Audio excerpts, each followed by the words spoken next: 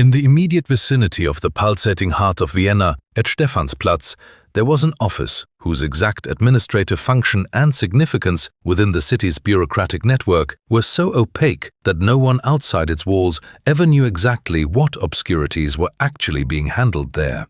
Here, Mr. K, a nearly 50-year-old man with dark blonde, slightly curly hair and a distinctive mole next to the corner of his mouth, spent his days.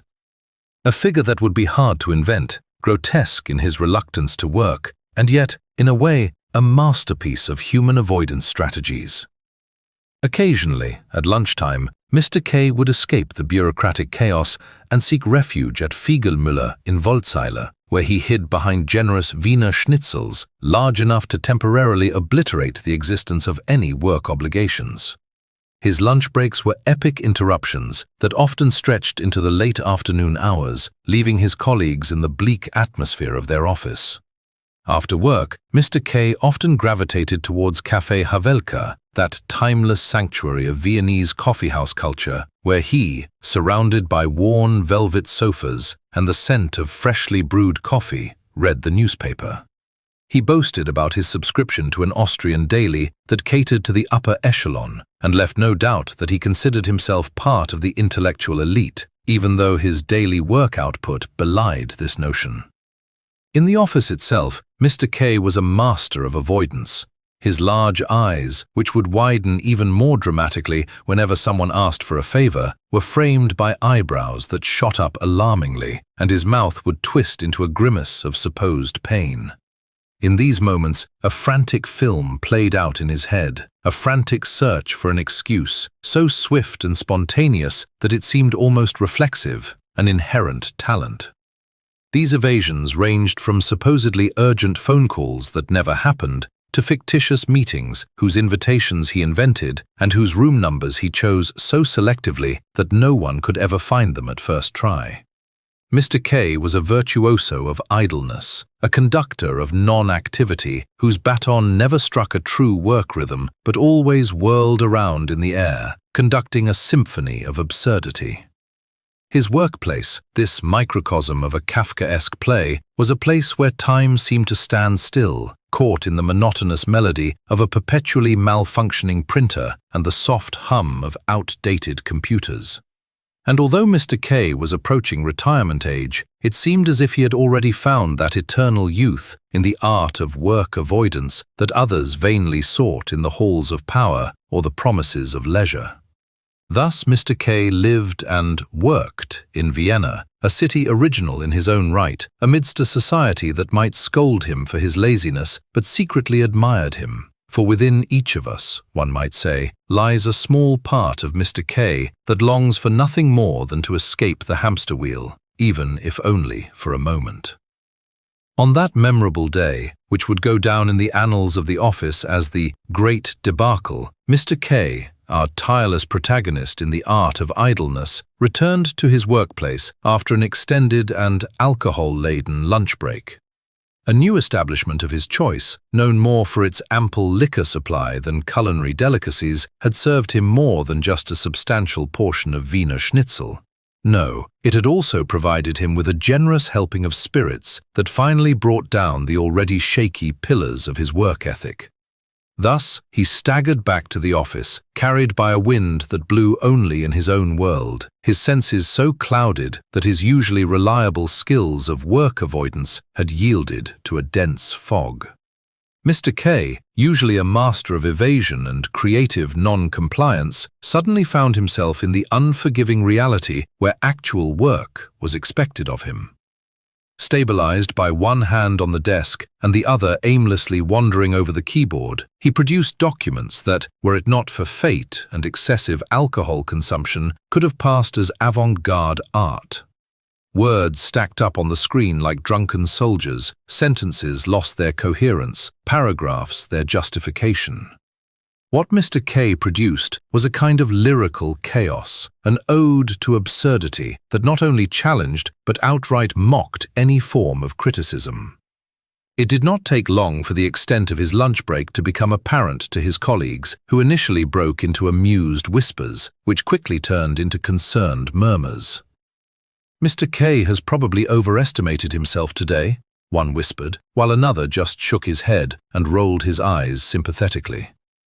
The situation reached its climax when Mr. K, still surrounded by a whiff of schnitzel and schnapps, staggered to his supervisor's office. This encounter, a confrontation between a drunken employee and an inherently impatient boss, had everything needed for a tragicomic scene. "Mr. K, what is this supposed to be?" asked the supervisor, staring at the screen, displaying a document that resembled a coded message more than an administrative text.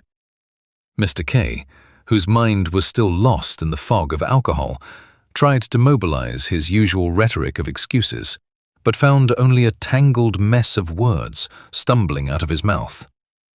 "This, my dear sir, is a revolutionary new form of textual representation," he mumbled, improvising an explanation as unsteady as his stance. The supervisor, a man of practical disposition, with little sense of humor for such interpretations, frowned. "Revolutionary? It looks more like the work of a drunkard."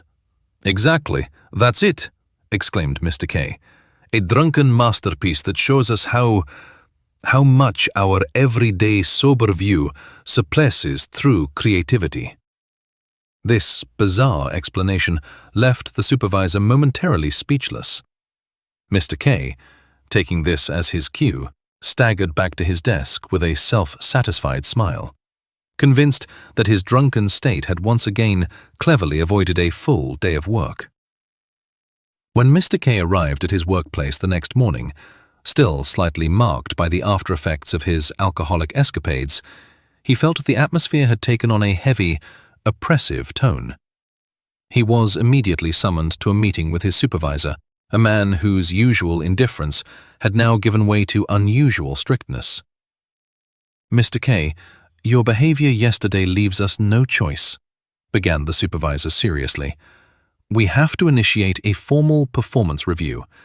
This is not just a matter of your personal discipline, but also of the reputation of our department." Mr. K, who usually relied on a quick escape into the world of excuses in such moments, found himself unexpectedly caught in a web of bureaucratic procedures. Assessment forms were handed out, performance indicators were set, and meetings with the Human Resources Department were scheduled.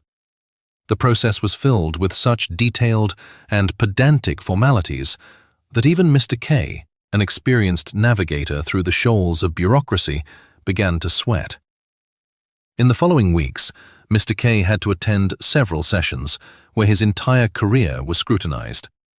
Every unfinished task, every delayed email, and every misplaced document was examined. The Human Resources Department, until then an inconspicuous unit in the machinery of the authority, turned out to be a group of efficiency fanatics who left no stone unturned in holding Mr. K accountable. The irony of it all was that Mr. K, in his efforts to avoid work, now had more work than ever before.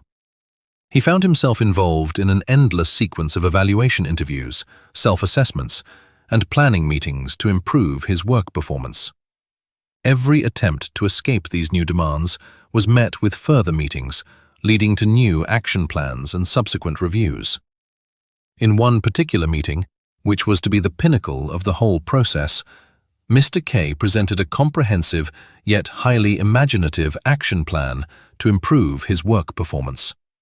He proposed creative breaks to boost his productivity and demanded a flexibility allowance for especially innovative avoidance techniques. The proposal was met with frowns, but sparked a heated debate about the boundaries between creativity and responsibility at work. However, things turned out quite differently. Mr. K's punitive transfer to the dreary Upper Austrian province, a place whose name was not only hard to pronounce, but also hard to find, presented a challenge that overshadowed all his previous masterstrokes of work avoidance. The news reached him on a Monday morning, just as he sat down at his desk with a freshly brewed coffee, planning to get through the day with minimal effort. The office to which he was transferred was in a small village so far from the nearest town that even Google Maps' autocomplete gave up after entering just a few letters. The sight of his new workplace was enough to plunge Mr. K into deep melancholy. An abandoned building that recalled better times, and a single coffee machine that seemed to produce more rust than coffee. On his first day at work in the province, Mr. K quickly realized that his usual tactics were out of place here. The few colleagues he had were so diligent and unimpressed by his attempts to shirk responsibilities that he soon realized he would have to develop new strategies. His adjustment was not helped by the local climate, which tended to switch from bright sunshine to torrential rain while one was looking out the window. The village life, so different from the urban hustle and bustle of Vienna, wore on him. The highlight of social life was the daily regulars table at the Gasthof zum Goldenen Hirsch, where the villagers gathered to discuss field prices and the weather, topics that only elicited a tired smile from Mr. K. Thus, Mr. K, who had had an illustrious career as a master of work avoidance until that fateful day, found himself in a life situation that could aptly be described as a grotesque twist of his previous existence. Rooted in the dreary Upper Austrian province, whose name was so cumbersome that even the locals pronounced it only with a weary sigh, Mr. K learned to spend his days differently. The work at the office, which he now, forced and quite uncharacteristically, performed to everyone's full satisfaction, was only a prelude to the truly longed-for hours of the evening at the local inn. The inn, a bastion of rustic coziness, and at the same time a melting pot of all village clichés, became Mr. K's new centre of life. The drinking buddies, a motley crew of outspoken original characters, each of whom would have been worth a study, became his friends. Or, as Mr. K would say in a fit of sentimentality, his new family. He spent his evenings there in cosy harmony, until one night fate awaited him in the form of the massive Resi. Resi, the farmer's wife with the stature of a Nordic Valkyrie and the energy of a hurricane, was known in the village for her robust nature and energetic management of her own farm. On that evening, when Resi lightly touched Mr. K at the crosswalk with her large vehicle, it was not so much his staggering gait that affected him, but the strong alcohol he had consumed. At that moment, Resi appeared as his saving angel. With a mix of care and pragmatic toughness, she promptly packed the inebriated Mr. K into her voluminous SUV and whisked him away to her farm. When he awoke the next morning, he found himself not only in a strange bed, but also next to a woman whose physical presence alone was enough to make him question the boundaries of reality. What followed was as improbable as a love story from a bad novel. Mr. K, the urban idler, fell head over heels in love with the down-to-earth Resi. The irony of it all did not escape him. The man who avoided anything that looked like real work suddenly found himself as a farmer, entangled in the daily struggle against the challenges of agriculture. Every day, from dawn to dusk, he toiled on Resi's vast farm, tending to the animals, tilling the fields, and discovering muscles in his body he had never known existed. His life, once dominated by the fear of work, was now defined by its tangible, palpable hardness. And so, if one were to look at this story of a life that unfolded between the bureaucratic bleakness of Vienna and the rural idyll of Upper Austria, one might conclude that life itself writes the most bizarre stories. You never know what twists it holds, and sometimes it is the unexpected that teaches us the most valuable lessons. Or, as Mr. K would say, sometimes you just have to go with the flow to see which strange and wonderful shores you land on.